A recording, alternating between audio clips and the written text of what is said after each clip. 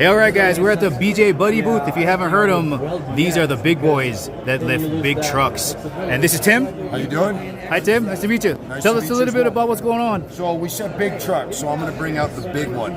So BJ Buddy is actually Bottle Jack Buddy. You might have thought it meant something else. But what it is we've created an axle saddle that sits right on top of a bottle jack. A lot of people have bottle jacks in their cars already.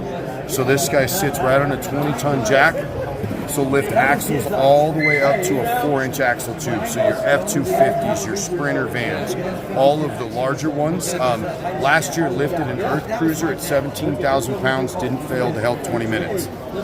So we are the Bottle Jack Buddy. We also sell a standard size for your 4Runners, pretty much anything Toyota, all your Jeeps except the newer Gladiator with the wider back axle.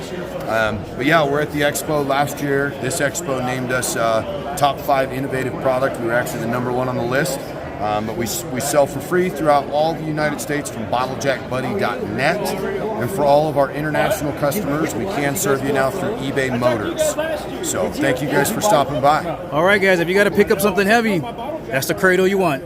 American-made steel. All right, brother. Thank you, brother.